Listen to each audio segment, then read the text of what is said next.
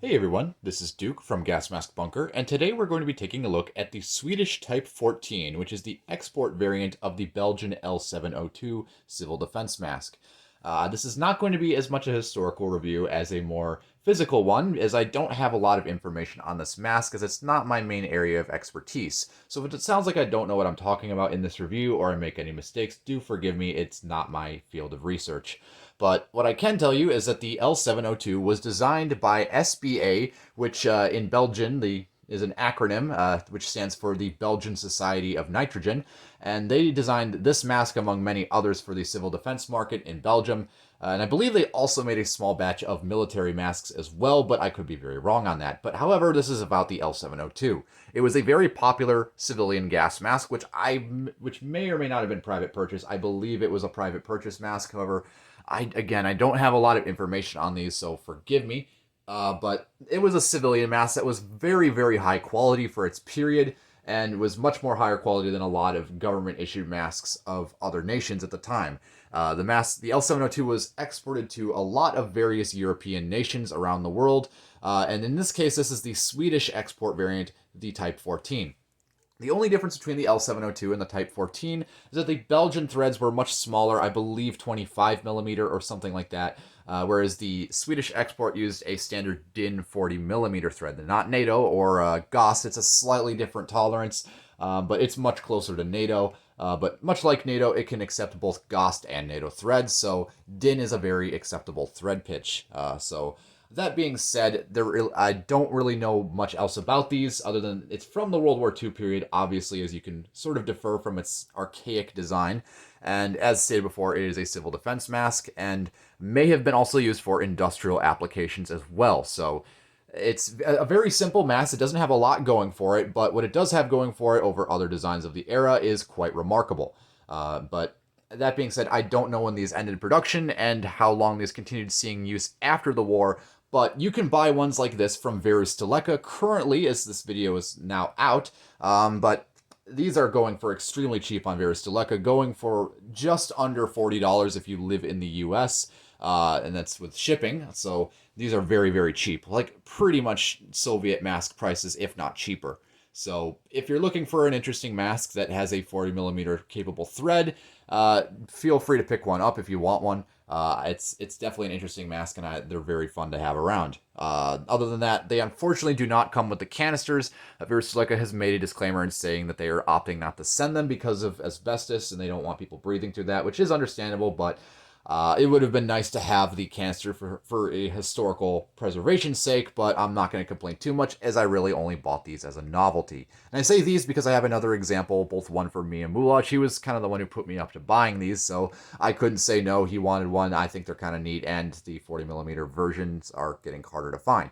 There's also a couple other different export variants, such as an aluminum threaded one, which was, I believe, exported to France, and those I believe have a 42 millimeter thread for France's gas mask filters. And I know a lot of those 42 millimeter aluminum export versions also ended up in Turkey somehow, where a lot of them were converted with those valve assemblies on M1A2 face pieces. And I don't really know a lot about them. They pretty much just show up in stock photos of marketplaces and bazaars, and I don't know anything about them, so if anyone has any information on these weird Turkish masks, feel free to drop it in the comments. But I'm getting ahead of myself. Let's get into the actual physical review. So what we have the carry can here, which is made of a very tall, sturdy, corrugated steel. It has L702 stamped on the top there. And then you have an export logo of 1940 import AB Belgio-Baltic Company, Stockholm. Type 14 is the designation. On the bottom here, we have, I believe, the Swedish defense logo, some type of Swedish logo on the bottom there. And really nothing else to see externally aside from the carry strap, which is of a thin canvas webbing held together with two rivets on each end.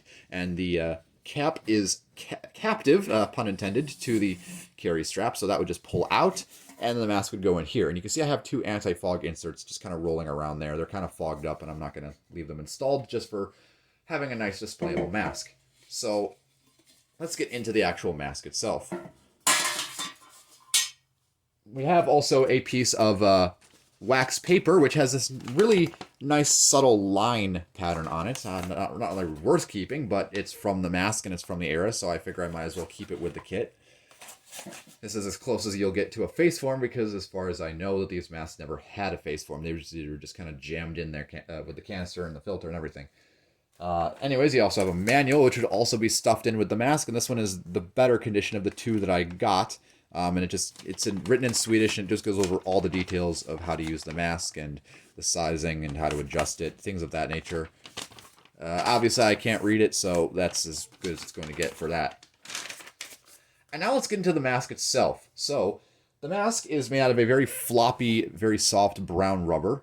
Very high quality, I must add, as well. I've never seen a lot of these that degrade. When they do, they degrade pretty hard, but this one is very minty. Like, out of the two that I got off of Veristeleka, they all still had the talcum powder and some blooming still on. You can see remnants of the talcum powder on the buckle studs. But they're in very, very immaculate condition, and I would totally recommend picking them up while they're still around. So, in terms of the design, it's not very remarkable. It doesn't have a peripheral facial seal, no T-so deflectors, no nose cup, and the inlet and outlet assembly is combined. But considering what the rival competition was for civilian masks, this is honestly a huge step in the right direction. The only mask that I think could be better as a civil defense mask is the Finnish M39, which some of you may also know. I believe Weapons and Stuff did a review on it, so you can go check his videos out on it as well. So, but that's not about that. So, very high quality mask is what I'm trying to get at. Other design features are the lenses, which are permanently crimped in place. I would have preferred to have them threaded for replaceable lenses. No real reason to, as if it's a civilian mask, because when's a civilian going to replace lenses? But, you know, it's just a good idea to have in case you want to maintain them. There are some markings on the chin cup here, which are just another Belgio-Baltic company export stamp. You have another Swedish, I believe, defense logo. And then on the other side of the chin cup, you have a manufacturer and size stamp. If I can get the camera to focus in on that, that would be great. Just give it one moment, folks. Give me 1 second. There we go. So we see L702, and then model, I'm not going to try and pronounce any of this. I believe that just implies that it's a civilian issue mask. There is a size 2 stamp and a mold manufacturer's marking right there. Probably just a mold number. The head harness tabs are a very, very nice design, where they are a rubber stud with a metal buckle that loops through, quite similar to a lot of later Draeger and Israeli style harnesses. Nothing really to complain about there. One interesting thing is the top strap. I never understood why they did it like this, where the front top stud here is split in two, and once you remove this buckle here, which I'll probably do once I remove it off the head, you can actually split that stud apart into two. I'm not sure why they did it like that, but it is what it is. These lower two buckles have a extended tab coming off the front of it there, and that is to allow you to grasp that with your fingers and pull it off so you can doff the mask, because this would, like most other European masks, would be pre-adjusted to your head size, and you would just doff the lower two straps in order to remove it. And the valve assembly here is made of a beautiful dark brown bakelite. It's just, I absolutely love masks that use phenolic resin or bakelite as their valve assembly material. Just love it, love it, love it. I love these valve assemblies. They're so simple. And as you can see, it is a 40mm thread, which I will show off in greater detail in a little bit later in the video. The outlet assembly is all these holes around here, and then the inlet is obviously in the center with the threads. And the beautiful thing about this is that out of the both examples that I've bought personally, the valves are still intact. Usually these valves are fried, they're chipped apart, they're missing, they're just garbage. But this, fully flexible, and you can see how cheap these are. It's literally just natural gum rubber with no pigmentation, just a slit punched in the center there, and that's the inlet valve. And then this little rim, this peripheral rim, interfaces with the tapered surface of the opposite side of the valve housing, and that is the outlet valve. And it is quite amusing how you can see literally into the mask. You like eat a banana through it or something. It's quite hilarious. But then you can see the rubber band that covers up the wire on the valve assembly. On the other one that I have, it's missing this, so I decided to show off the better of the two in order to show you guys that rubber band. So that's not too important detail, but you should just know it's there. And I will screw on a couple of filters before I show off the interior and wrap up the review, because, like I said, it's a pretty universally threaded mask. Not that, most NATO 40mm or DIN 40mm couldn't like if a lot of people like to talk about the whole normalized thread, but this is really NATO is the normalized thread in my opinion, whatever you want to call it, transitional, normalized. It's all the same to me, but really DIN or NATO are the only threads that are completely transitional in my opinion because they can accept both NATO, GOST, or DIN. So let's start off with a few filters. So first test is the MSA OptiFilter XL. These have a very loose pitch for a NATO 40mm thread canister, and I've even gotten these to thread onto a bunch of GOST masks as well. So threading that on here with how loose the threads are, it goes on without a hitch, nothing to it.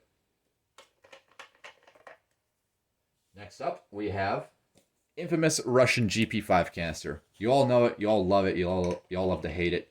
So that also threads on as well.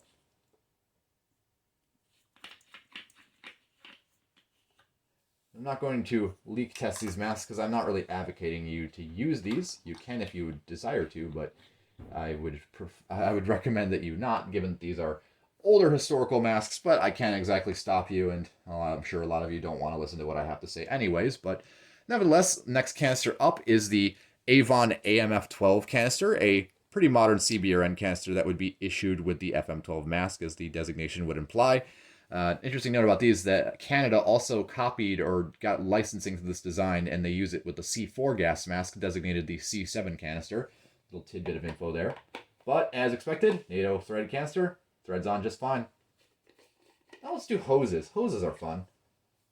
So first up, we got a typical black Russian hose. Nothing special about it. You've all seen these, and many of you probably own one. And the only reason it seems like I'm struggling because it's kind of awkward to sit all the way off camera and try and thread these on with my long, gangly arms.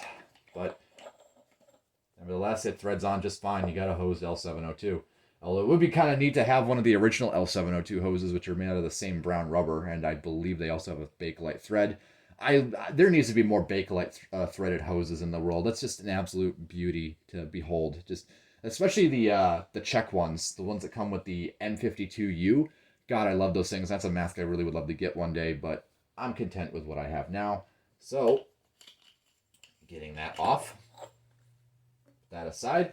Next up, we have a typical 34-inch, 75-degree swivel PA/PR hose with a Avon 34-inch hose cover.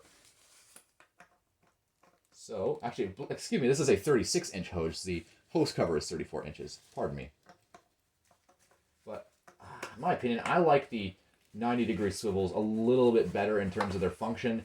These 75-degree swivels, which are the same as used on the M42 non-metallic hoses, these are a bit stiff.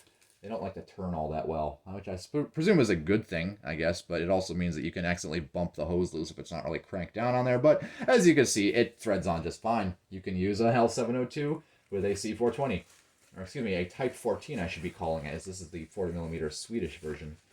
And as a last little humorous thing to put on there, I have the Avon ST53 compact demand valve, which I love these little regulators so much. I wish these were more common on the market on their own.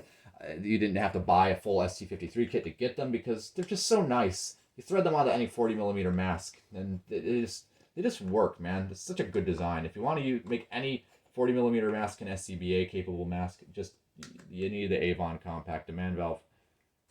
And as soon as I can get it on, because that non-flexible stiff rubber tube keeps getting in the way.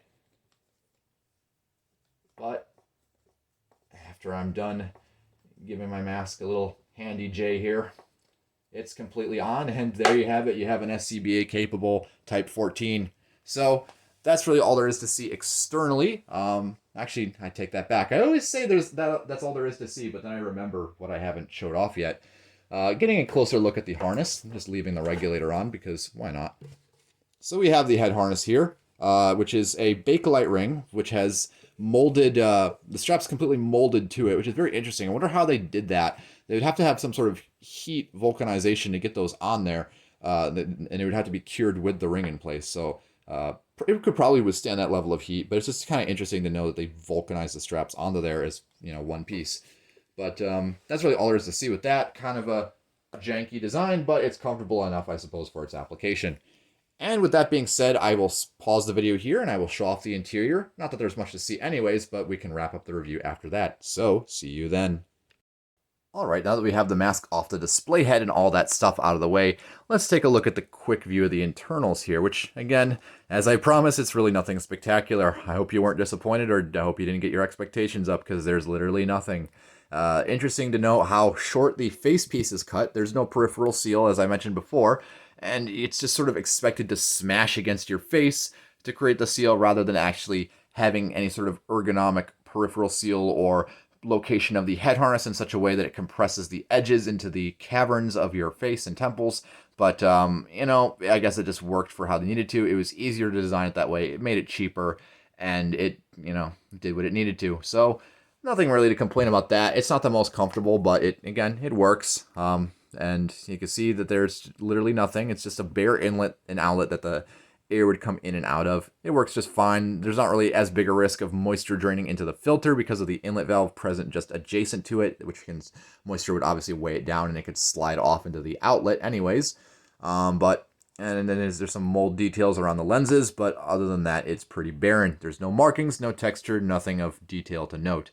So that's really all there is to see for the Type 14, aka the Swedish export L702.